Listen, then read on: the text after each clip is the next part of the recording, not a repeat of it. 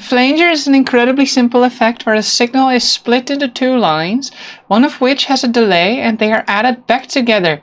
For form, I divide the resulting signal by 2 because we're adding two similar signals such that when they align, they are twice as strong. So I divide by 2 so that the signal strength remains the same. What then ends up happening, if I grab my spectral analyzer, is that as we increase the delay to very small millisecond values, we create notches. This is this famous flanger effect, and usually more sophisticated flangers split this signal into two channels, the left and the right, and they add LFOs, but at its core, it's really just two lines with one delay. Now, it is possible to find where these notches exactly occur in the frequency spectrum using math. So that's what I will show to you with this notebook. Let's see, is it right on camera? Yay, it's right on camera. Well, as such, let's derive this. It's possible to find the frequencies of both the notches and the peaks, but we'll first start with the notches because that's, that is the basic character of the sound, and then we will find that there's corresponding peak frequencies, and you might have an intuition of which those are. Those are of course the frequencies in between the notches, but we will get a very elegant relation. So first, let's define what a flanger actually is. The basic principle is as follows. Oops, let me grab a pen. Let u of t be a signal, then the flanger is going to be a function or some operation over this signal such that we return the signal. Oh, let's for the form divide by 2. We return the signal and add it to it, the same signal, but with some delay. With f the flanger, with f flanger,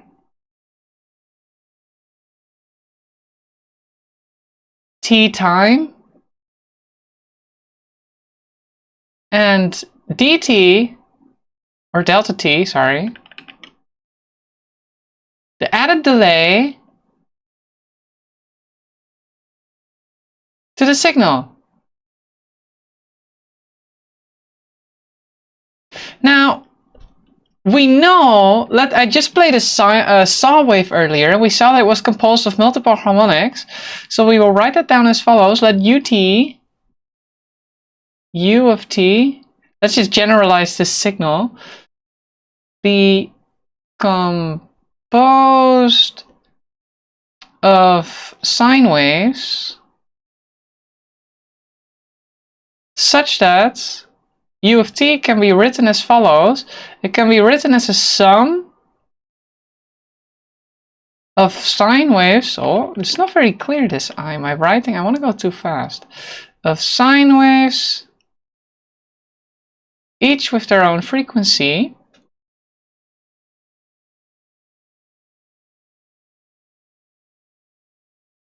where here fi is the frequency of the partial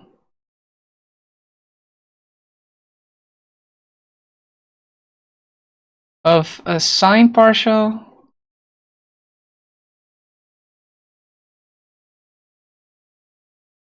and phi its phase offset.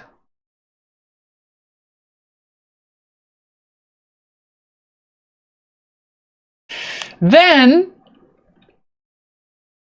there may be frequencies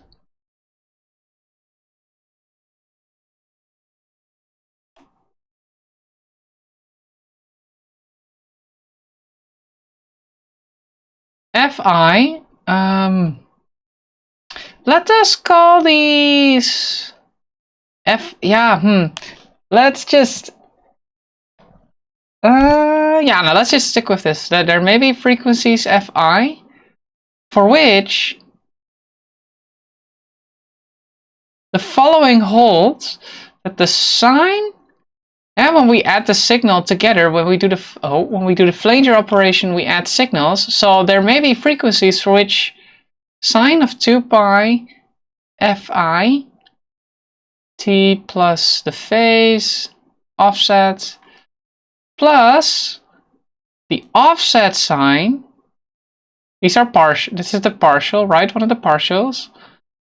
T minus delta t. Oh, let's first write the phase offset minus delta t equals 0. Meaning that when we do this addition operation of the flanger, that they exactly cancel out, creating notches.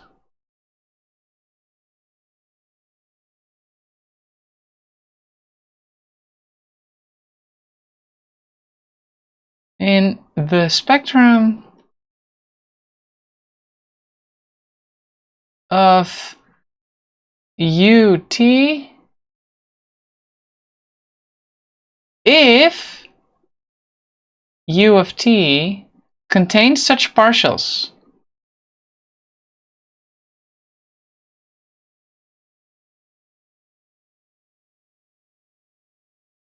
for full disclosure, I have done this derivation before, I mean duh, and I have it on my second screen and I'm kind of copying it, so I hope that is okay. But I have my earlier derivation on my second screen, so I can kind of do this quicker, I hope. Anyway, the question is, for which frequencies Fi does this occur?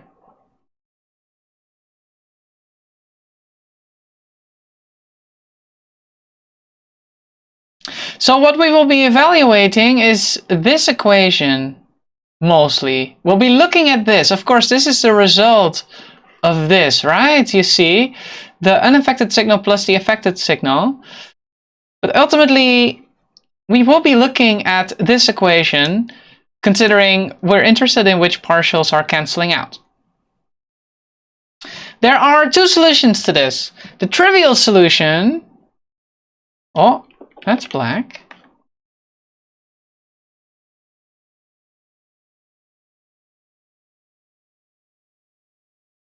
The trivial solution is that the following holds. T plus our phase offset is equal to minus t plus phi I minus delta t.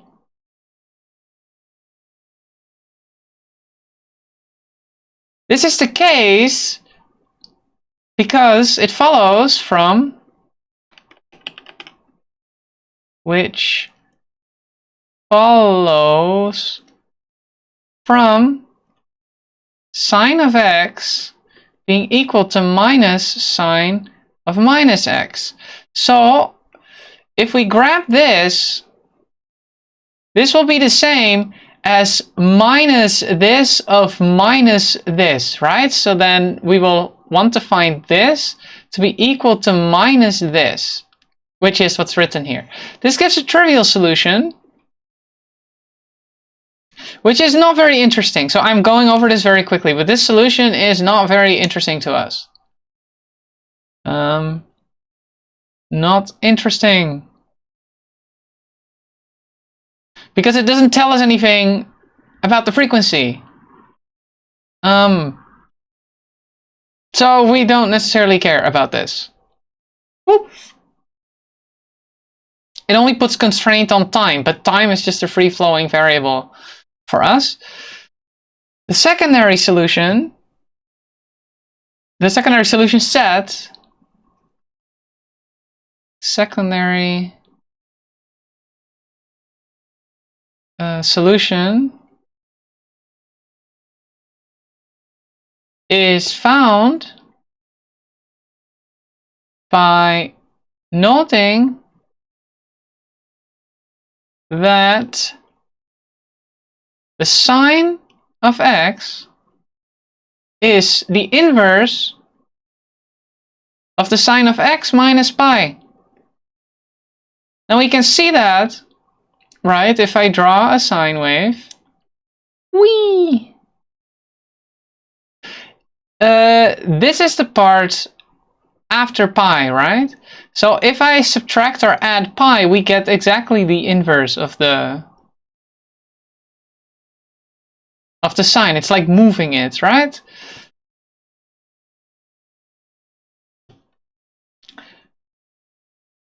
But also since, oh, hold on, this is a dot. Boom, right when we start our sine at pi, it's like we have the inverse sine, right? So since sine of x is equal to sine of x is equal to sine of x plus 2 pi n, with n, or for all n, should remove this comma, for all n in integer, we will find that sine of x is equal to minus sine minus pi, x minus pi plus 2 pi n equals sine x plus 2 n minus 1 pi. Boom! So then if we go back to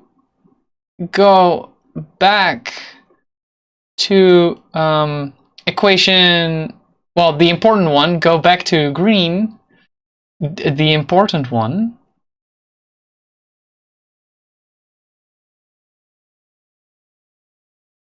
Let me see. I am actually showing this screen, right? Yes.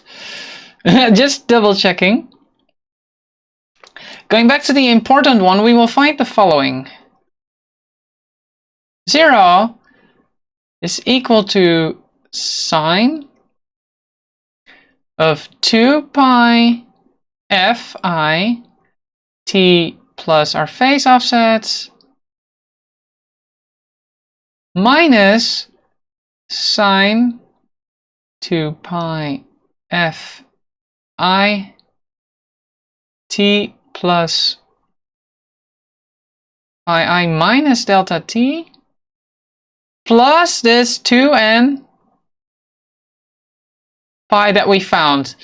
Yeah, so this, there should be a minus here. Yeah, so this minus comes from this, right? And this comes from this. That's the point.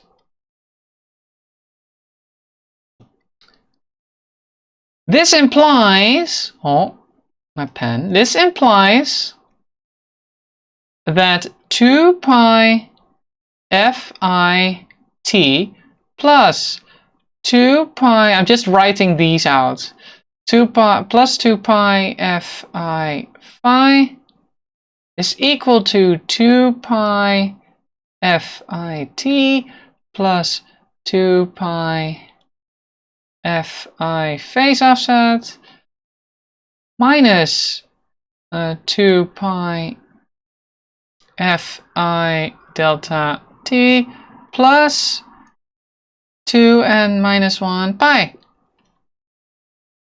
Now we can start canceling stuff. So let's cancel the pi's, blah, blah, blah, blah, blah, blah. And then cancel whatever is also crossed out together. So we can subtract both sides with this. So those cancel out. Same with the phase offset. What we're left with, this implies that 2 fi delta t is equal to 2n minus 1.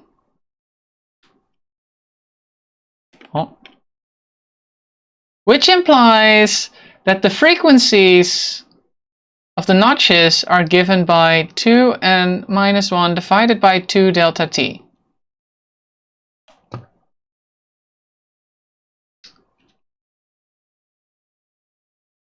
Rewrite such frequencies as, just to make it simple, rewrite such frequencies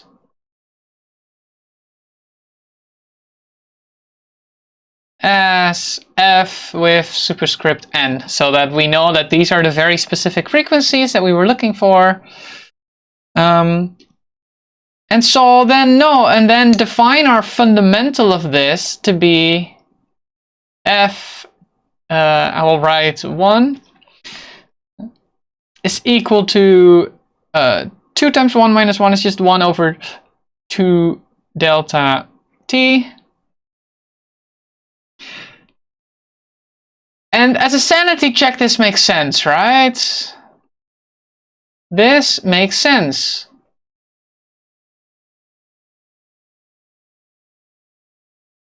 Is that how you spell sense? I forgot. Yeah. So the sanity check, right? We know that the frequency, that any frequency is divided by 1 over some wavelength. With t wave, big T, big T lang,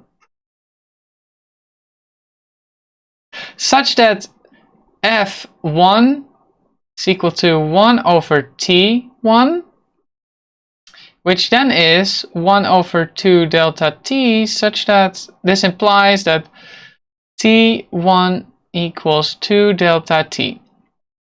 This makes sense. The wavelength of this particular first frequency with n equals 1, right, is twice the length of twice the delay length. This makes sense because what we're essentially trying to do here is we try to overlap these signs in this very specific way so that they cancel out. That is what this pi thing is doing.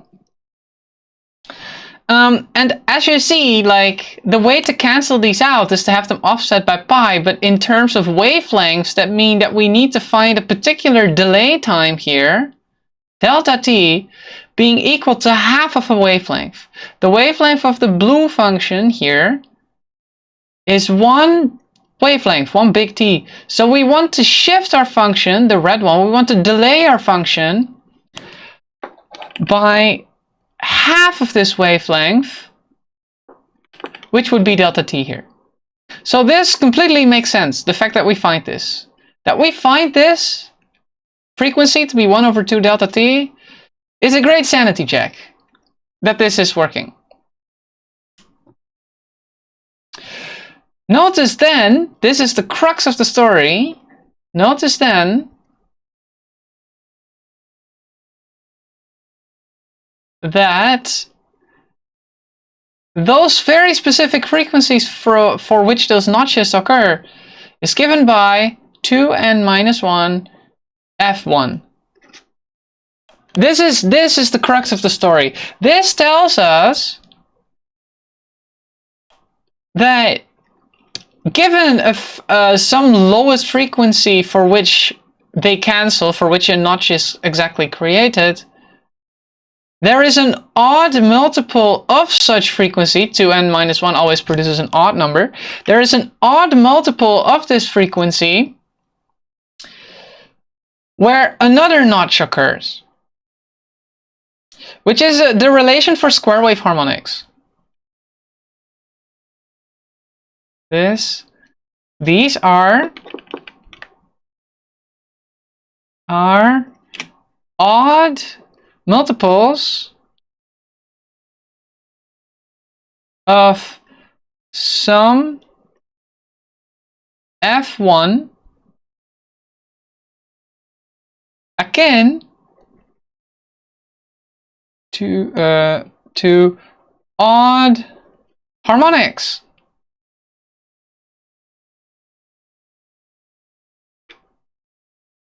Which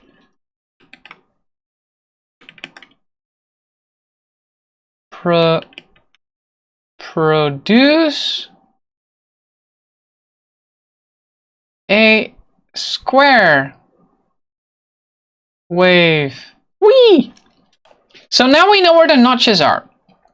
Instinctively, what remains are even harmonics, or even multiples of this particular frequency, this f1. Instinctively, that's what remains. But we can actually find those as well. As a sanity check,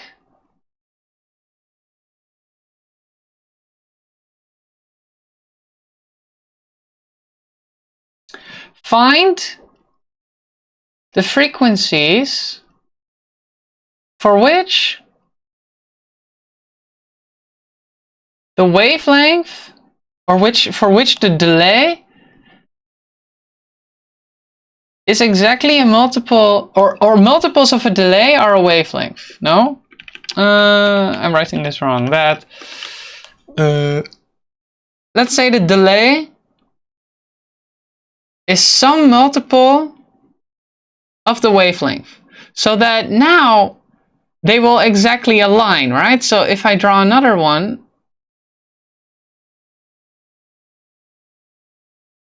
spare the drawing skills, or spare me the laughing about my drawing skills.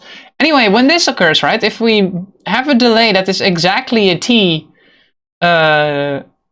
exactly a wavelength of the blue one, they will constructively interfere, right? Oh.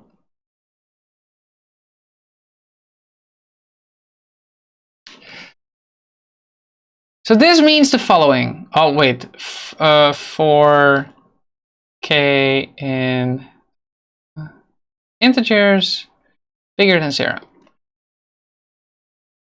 We'll find the following. As a result, therefore, for them to overlap, when we go back to our Flanger relation, when we add the waves, we want them to exactly constructively interfere. So be the same, right? We want them to be the same. Therefore, we want the sine of 2 pi, well, 2 pi fi t plus phase offset to be the same as sine 2 pi fi t plus phase offset minus our delay. The non-trivial solution here, non-trivial solution is that 2 pi fi I delta t is equal to 2 pi m, where m is another integer bigger than 0. Oh, this is not very cleanly written. M is in integers bigger than 0. Why? So this again comes from this idea that sine of x is equal to sine x plus 2 pi m, right? So the thing we're adding extra here is 2 pi fi delta t, right? So we want this to be equal to this, which is what I wrote here.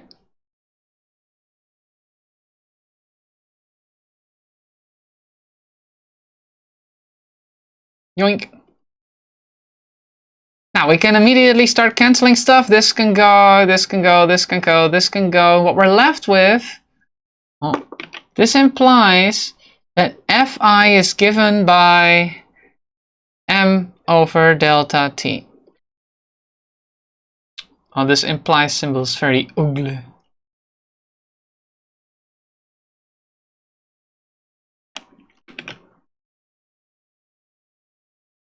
Then let's rewrite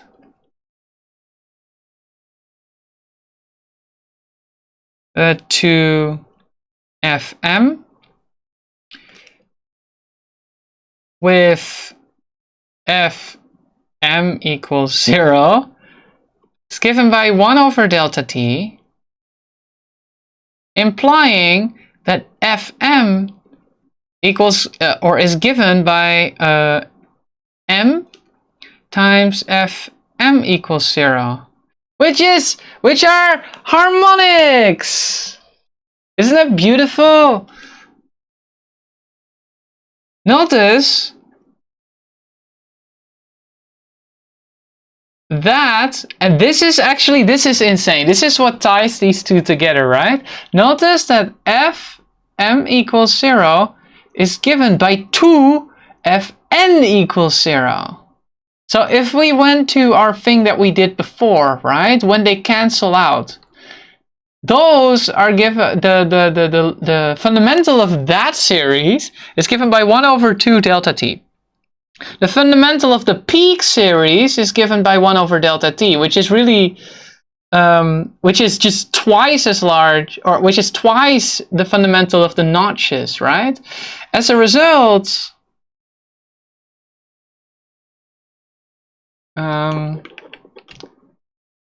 thus, the peak frequencies are given by 2m, the notch frequencies, or the notch fundamental frequency.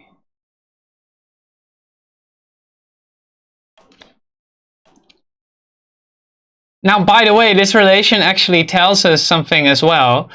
If we rewrite Fm equals 2 m Fn equals 0. No, sorry. M 2f. We can write this as 2Fn equals 0. So this is well, which is just, you know, Fm equals 0. But notice then, this immediately also shows us that even harmonics of a harmonic series give us, or of harmonics, give us new harmonics. So the even harmonics of a saw wave produce a saw wave, and the odd harmonics of a sine wave, a saw wave, produce a square wave. The more you know.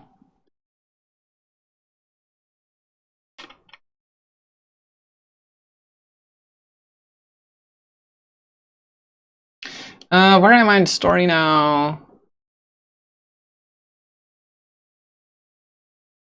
Yeah, so therefore, oh, I want my pen.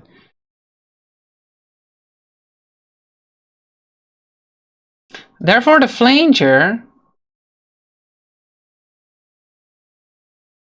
produces notches according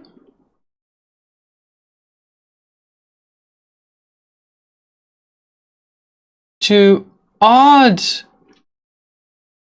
multiples of some fundamental notch F1 equals 1 over 2 delta t, namely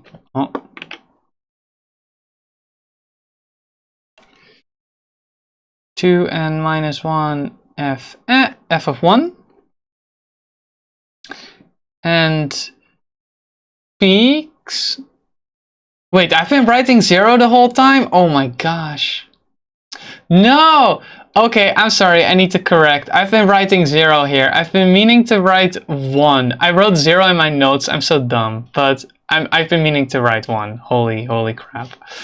M1, m equals 1, m equals 1, m equals 1, n equals 1, n equals 1. If you've been screaming at your screen, I'm so sorry. I defined I defined the fundamentals to have the ones in the one, which also matches with these relations, right? So, oh my gosh, I'm so dumb. But okay, it's fine. We fixed it. Therefore, the flanger produces notches according to odd multiples of some fundamental notch f1, which is equal to 1 over 2 delta t, namely 2n minus 1 of this f1, of this fundamental notch.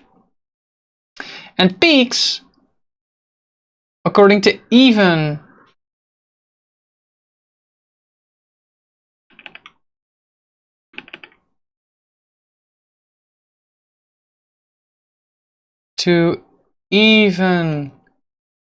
multiples of this fundamental